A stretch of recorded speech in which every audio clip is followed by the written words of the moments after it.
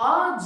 Modern زمانہ ہے اور گھروں میں ہر فرد کے کھانا کھانے کے اوقات اور انداز بالکل مختلف نظر آتے ہیں، اور پھر ہر کسی شخص کی زبان پر یہ شکوہ عام ہے کہ ہمارا رزق برکت سے خالی ہے، ہماری روزی میں کشادگی نہیں ہے۔ اگر آپ چاہتے ہیں کہ ہمارے رزق میں برکت اور کشادگی پیدا ہو جائے تو آئیں رسول اکرم صلی اللہ علیہ وآلہ وسلم کے ان فرامین پر عمل کریں۔ سنن ابی داؤد حدیث نمبر 3764 میں رسول اکرم صلی اللہ علیہ وآلہ وسلم نے فرمایا،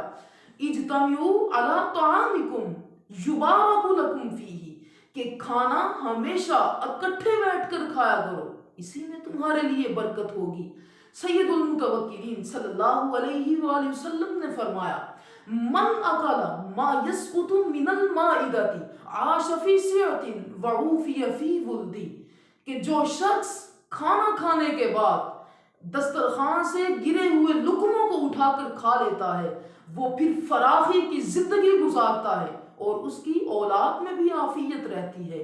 یہ احادیث ان تمام افراد کے لیے خوشی کی نوید ہے جو رزق کی کمی کے باعث پریشان نظر آتے ہیں۔